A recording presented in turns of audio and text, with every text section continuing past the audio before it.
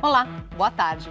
Computador na sala de aula, celulares e tablets. Até que ponto a tecnologia deve estar presente na educação dos jovens?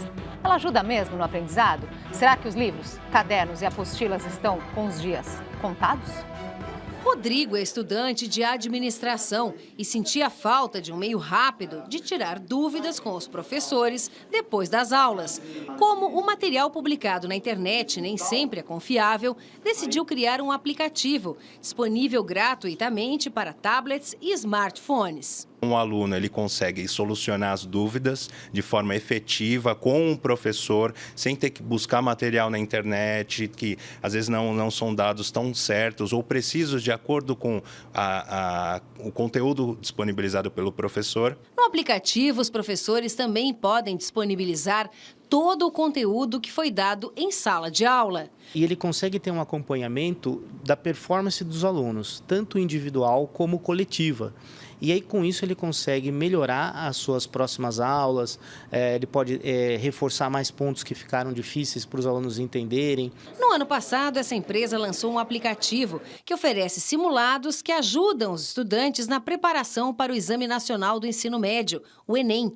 Professores elaboraram todo o conteúdo. A plataforma é credenciada no Ministério da Educação, mas isso não é obrigatório, já que não existe uma normatização para esse tipo de iniciativa. A gente consegue alcançar um número de alunos muito grande, a um custo muito baixo, e essa questão do alcance. Você chega em lugares que você não chegaria se não fosse pela tecnologia. Aprender brincando. Esse é o desafio de um aplicativo criado para educar de forma divertida. Os participantes travam uma batalha de conhecimento e, no final, todos ganham.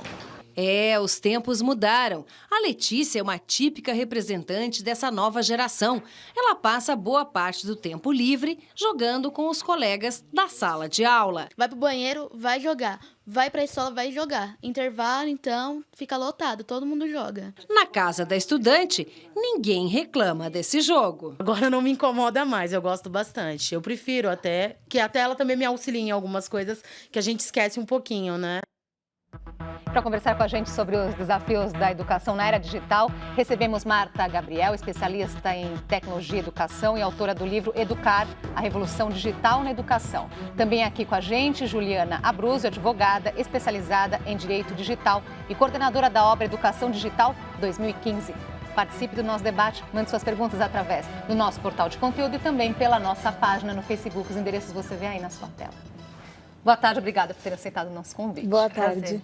Começar então comentando essa reportagem, né? Quer dizer, os estudantes, os alunos criaram um aplicativo para facilitar aí a comunicação com os professores. Esse é o caminho? Então, eu começo, né? Fica à vontade. Eu acredito que sim, mas você não precisa efetivamente de um aplicativo, né? A internet tem muitos caminhos livres, fóruns, dá para usar as próprias redes sociais.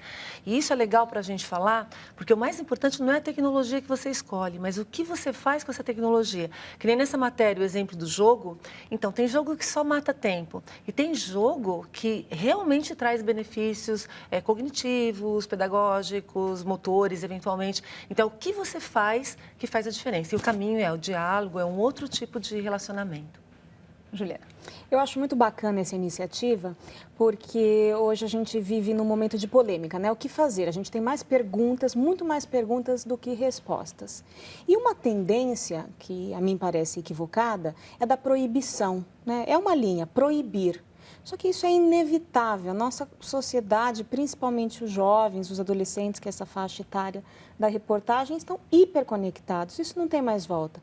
Então, é bacana porque a escola, os professores, eles estão trazendo para dentro da sala de aula uma ferramenta que o jovem, que o adolescente gosta, usa, não vai largar e é muito melhor do que proibir. Aí, lógico, trazendo essa ferramenta que tem que ter toda essa visão de quanto isso vai ser benéfico, porque mais importante do que o meio é realmente o que está em torno, o que vai proporcionar. Agora, a reportagem mostrou eles fazendo uso dessas tecnologias. Eu quero entender o quanto isso, né, é a realidade, o quanto isso é exceção. Porque tem uma pesquisa aqui da FEComércio que chama a atenção, mostrando que 96% das escolas não tem no currículo nenhuma disciplina que aborde, né, a sociedade e a questão digital. Menos de 5% das escolas particulares abordam o assunto.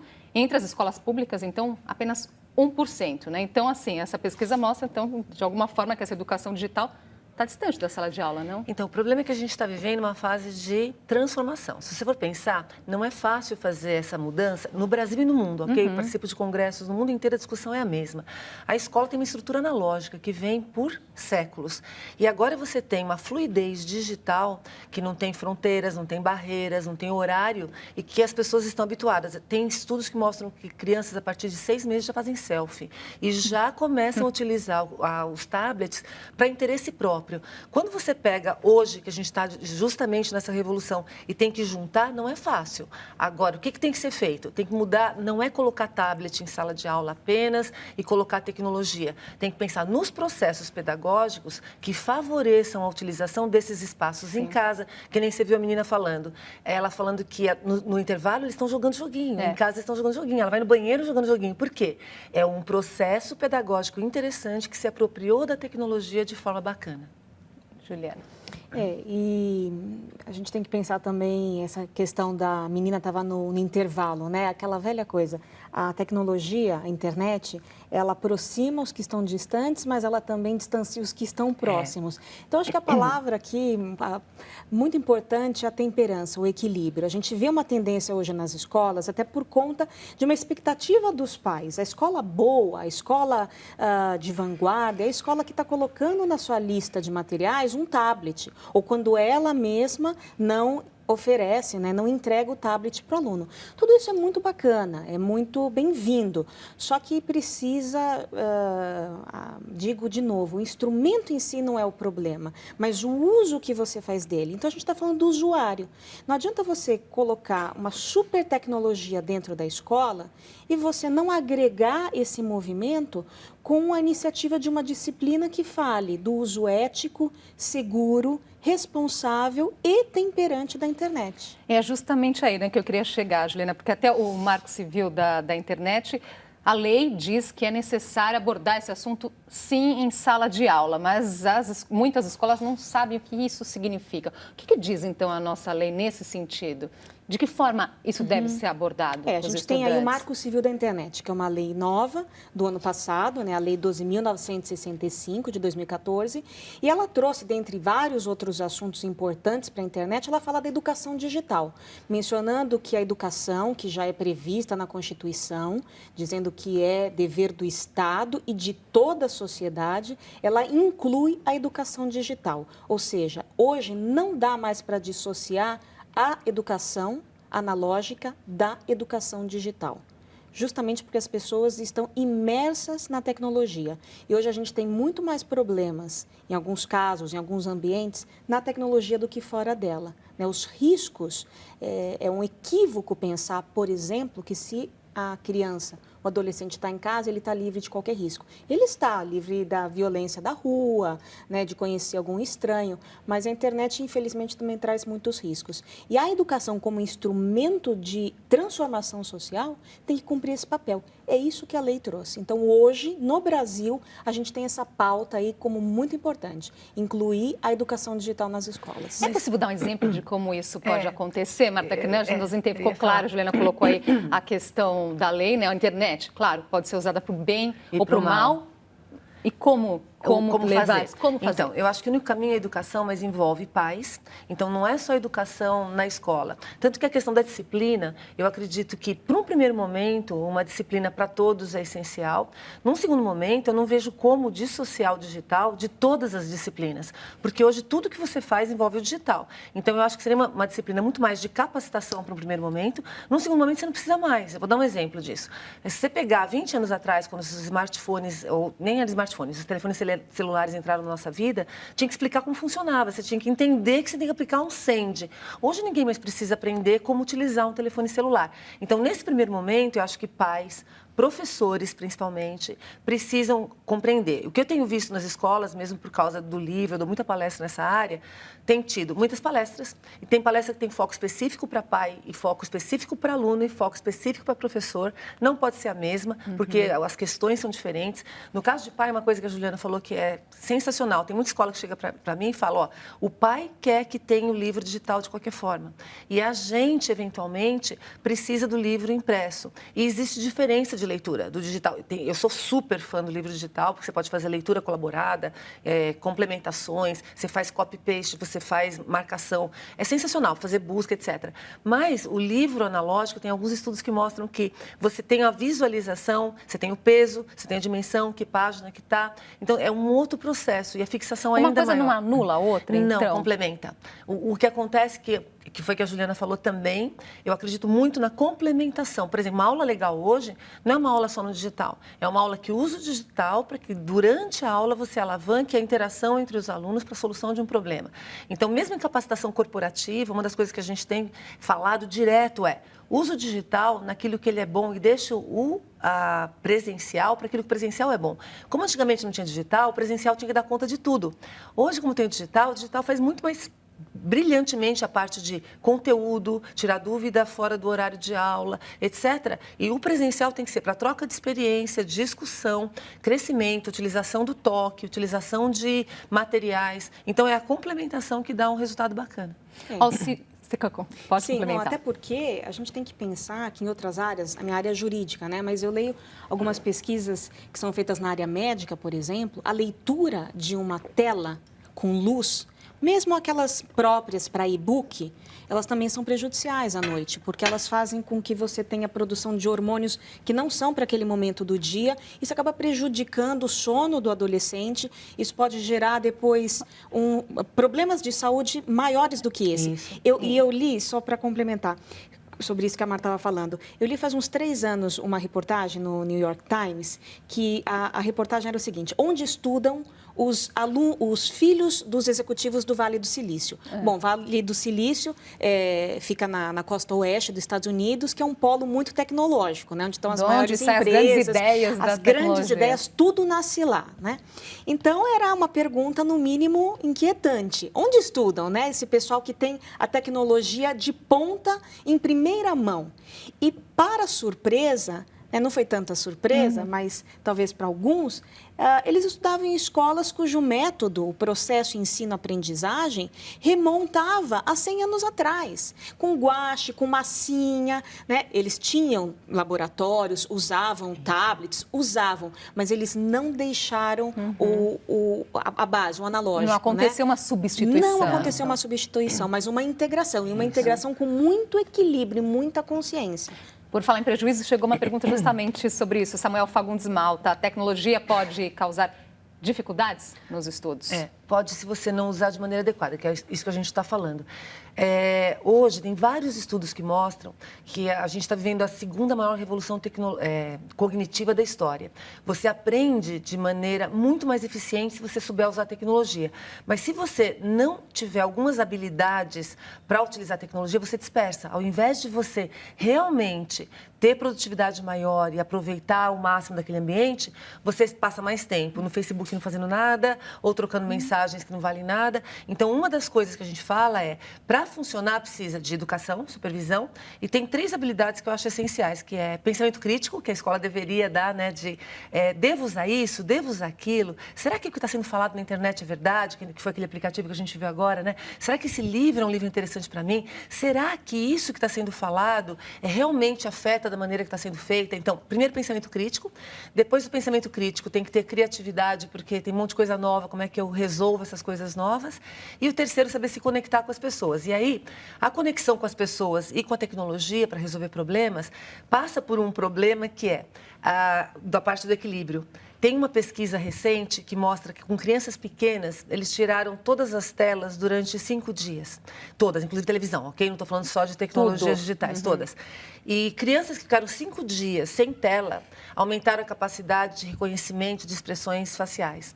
Então, um dos estudos que existem sobre o cérebro é que as tecnologias digitais te dão muita habilidade para intermediação digital, mas no corpo a corpo você começa a ter dificuldade de reconhecimento facial de emoções. E isso é muito complicado para você resolver problemas. Porque, por exemplo, estou conversando com você.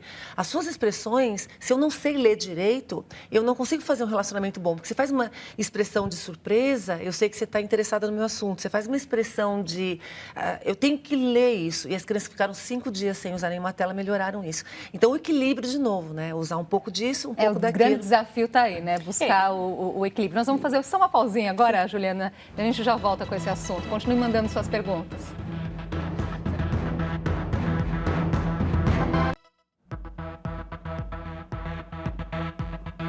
Nós já estamos de volta com o JC Debate. Hoje o assunto é educação na era digital. Com a gente aqui, Marta Gabriel, especialista em tecnologia, autora do livro Educar, a Revolução Digital na Educação. E também Juliana Abruzio, advogada, especializada em Direito Digital e coordenadora da obra Educação Digital 2015. E eles estão cada vez mais presentes no nosso dia a dia, mas ainda não há um consenso sobre como lidar com o uso do celular durante o período de aula. Nesta escola da Zona Oeste de São Paulo, o uso de celular é liberado nos intervalos e em sala de aula apenas para assuntos relacionados aos conteúdos.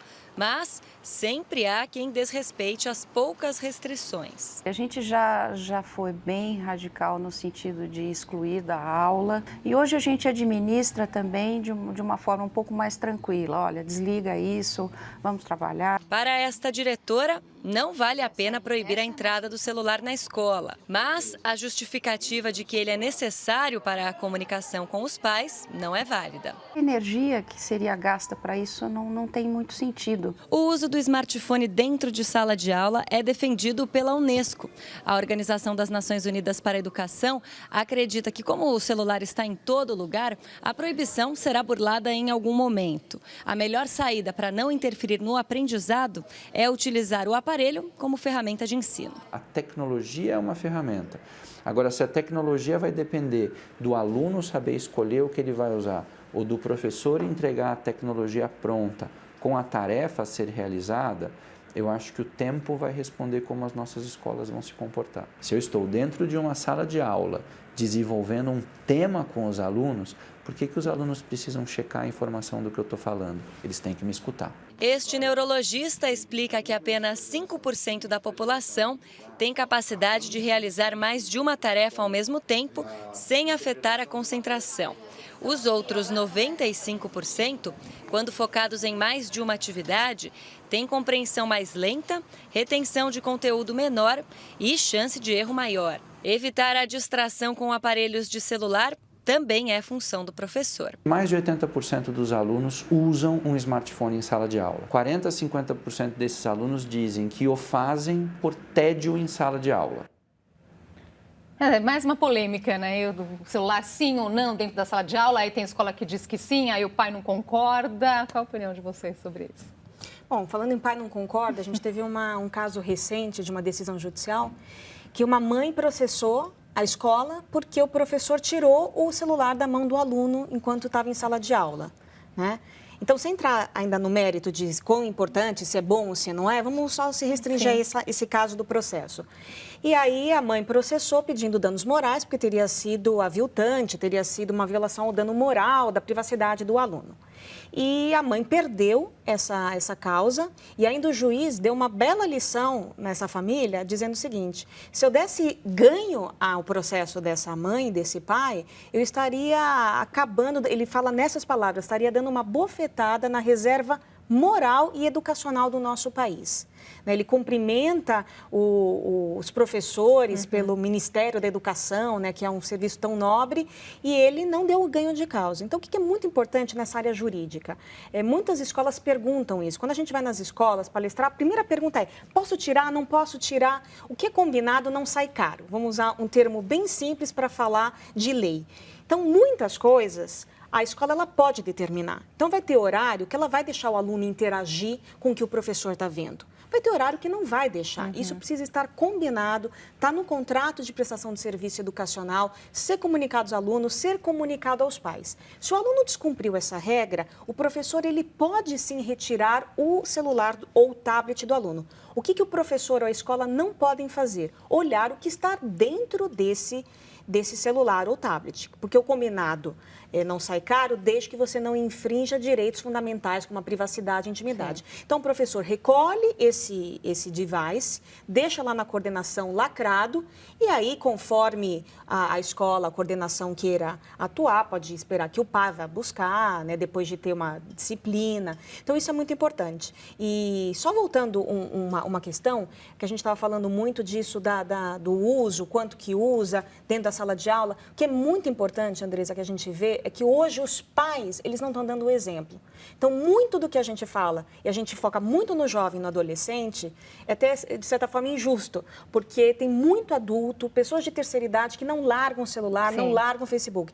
Então, deixar registrado. E a gente sabe o quanto o exemplo é importante, o exemplo, né? Até porque a criança limita o que o pai está claro, fazendo. Aí porque chega na escola, se o professor vai fazer diferente, aí ele pega, não vai respeitar. E aí ele está cheio de razão, porque ele vê esse exemplo em casa, por que ele vai achar que ele está errado de ficar todo momento com o celular na mão, em desrespeito ao que o outro está falando? Olha, por falar nisso, né, no exemplo, aí fica a questão do professor também, né? O papel do professor. Eu fiquei pensando agora nessa conversa. Porque muitas vezes agora o aluno vai e busca as informações na internet, né? E leva esse conteúdo para a sala de aula. Porque hoje você encontra tudo quanto é aula gravada na internet. Tem uma pergunta aqui do Álvaro Costa interessante. Ele pergunta justamente disso. Como lidar em situações onde o professor é confrontado por alunos em sala de aula? Quer dizer, muitas vezes o aluno vai, busca informações na internet, leva para a sala de aula e apresenta para o professor discordando até. Sim. Né? Você disse dessa forma, eu encontrei na internet de outra. Muda o papel do professor? Totalmente. É muito interessante essa pergunta, porque ela sumariza o que é o papel do professor hoje. O professor antes, ele era a única fonte de informação na escola. Então, ele era o centro das atenções e ele era o condutor da informação. Hoje, qualquer aluno consegue obter mais informação sobre um tema do que qualquer professor possa ter. Por mais que eu seja ótimo em alguma área, eu dou aula, se você fizer uma pesquisa, você vai obter mais. Então, o papel do professor não é mais ser um condutor de conteúdo só. Ele pode eventualmente ser. Ele tem que ser um catalisador de reflexão. Então, quem está certo nesse caso é o aluno. Uhum. E é muito interessante o confrontar. Por quê? Se ele trouxe informação, por exemplo, que não é válida, é uma ótima oportunidade para você desenvolver o pensamento crítico, que é uma habilidade que ele vai precisar depois. Por isso que eu discordo delicadamente do que foi falado antes, na matéria, que realmente a gente não é multitasking. Você não faz, tem vários estudos que mostram que você fizer várias coisas ao mesmo tempo, o seu cérebro faz uma. Cada não tempo faz nada direito. Nada direito. Uhum. Mas isso não significa que, quando eu estou dando aula, o aluno vai fazer duas coisas ao mesmo tempo. Ele pode ter o celular ali para complementar o que eu falei. Se você desliga isso, o que acontece? Você não permite, né? Você proíbe de ele usar o pensamento dele para construir a sequência do que eu estou falando. Então, ele não precisa fazer simultâneo. Uhum. Outra coisa, isso faz parte do quê? Da educação. Isso que a Juliana falou, os contratos de uso, o professor sabe como conduzir a aula, o respeito à situação, mas contratado antes. Se for interessante, ele presta atenção em você. E ele vai usar as ferramentas digitais para complementar aquilo que você está falando. O novo papel do professor é esse. Esse é o bom professor. Concordo totalmente com a Marta. E o que tem que tomar cuidado hoje, que eu vejo, né? E até eu passei por isso, porque eu comecei a dar aula muito cedo. Eu dou aula na graduação de Direito há 14 anos. Então, eu tinha uma cara de menina que eu acho que quando eu entrava em sala de aula, todo mundo olhava e falava, tá brincando que essa é a professora. Então, eu dava aula com os alunos com o livro na mão, para confirmar se o que eu estava falando estava certo. E muitos me confrontavam. Uhum. E como professor, eu achava até bacana, que eu falava, que bom, eles vão prestar mais atenção na minha aula, porque eles estão duvidando, né, da minha capacidade, do meu conteúdo. Mas o que é muito importante hoje, o que me salta aos olhos, é a incapacidade dos alunos de ficar horas debruçados sobre um livro, que seja eletrônico ou não. Então, essa quantidade, esse dilúvio informacional e a facilidade e rapidez com que você colhe informação na internet está causando um fenômeno de amnésia das pessoas, porque as pessoas têm muita informação, mas elas não guardam essa informação, elas não aprofundam, então eu brinco, né? Eu falo para os alunos, vocês não podem ser profundos como uma pia, vocês têm que se debruçar, porque hoje você tem informação muito fácil, mas as pessoas perderam a capacidade de raciocinar e desenvolver um espírito crítico. E está aí o papel do professor, porque informação você já tem fora de sala de aula. O que falta hoje agregar essa quantidade de informação? A crítica e o raciocínio. Agora, quer dizer, essa é a preocupação do momento dos pais, mas me parece assim que não é uma novidade, muito no sentido de cada vez que chega uma tecnologia, surge uma nova discussão. Não é verdade, isso mesmo. Marta? Então, eu acho assim, daqui a pouco vai passar, vai absorver, né? Isso, Não vai precisar tanto próxima. discutir tanto isso. Mas vai vir outra. Vai vir outra. Então, mas isso é muito legal, que tem até textos de Sócrates dizendo que a nova geração era dispersa e que pensava em outras coisas. Então, uma comparação que eu faço, o pessoal sempre pergunta também, né? Depois de palestra ou palestra em escolas, não, mas meu filho só fica no celular, ele fica o tempo todo. Gente, quando meu filho era pequeno, a discussão era do videogame. E o videogame era a mesma coisa, era o capeta da época, que se você usasse demais, realmente, se você ficar 8 horas por dia no videogame, você não faz outra coisa, é prejudicial. Mas 1 horinha por dia, é comprovado hoje que videogame desenvolve várias capacidades cognitivas, motoras. É interessante. Então, de novo, é o equilíbrio. Se você voltar mais ainda, eu tenho alguns textos que mostram que quando surgiram as histórias em quadrinhos, teve uma revolução das pessoas dizendo que aquilo lá emburreceu os jovens, porque era tudo desenhado em vez das pessoas terem que ler. Então, assim, de novo, é o equilíbrio. E eu tenho um exemplo legal disso, porque quando meu filho se formou em Direito, né, na São Francisco, teve um culto ecumênico. E tinham 12 religiões falando ali, era interessantíssimo. Eu estava com roupa de festa, não tinha onde anotar. E eu peguei meu smartphone e comecei a anotar, até gravei o cântico budista. Bom, todos os pais olhavam para mim como se eu fosse uma mãe alienada. Então as pessoas julgam sem saber o que você está fazendo. E na realidade eu sou a única que tem tudo o que aconteceu naquele momento, porque eu estava com a tecnologia. Tem uns segundinhos aí só para uma complementação, Juliana. Sobre todo o assunto? Recadinho final. O recado final, eu acho que tem que ficar aqui a importância da conscientização nas escolas, né? Porque a educação, como a Marta falou no começo, ela começa no lar, mas a gente sabe que grande parte é na escola. Então, os pais têm que estar atentos a isso, mas a escola tem que chamar os pais também para esse debate. As escolas têm que introduzir na sua grade, de alguma forma, algum programa para o uso ético, seguro, consciente, responsável da internet, chamando pais e alunos também. Frase final, Marta. Só um alerta final, então, para quem está assistindo? Vou dar. A gente fala muito de inclusão digital. A gente vai falar de educação digital. Muito obrigada pela participação de vocês aqui hoje. Muito bom esse papo. E até a próxima. Até a próxima. Obrigada. Tchau. E o JC Debate está terminando. Na nossa página na internet estão os nossos programas anteriores. Uma ótima tarde para você.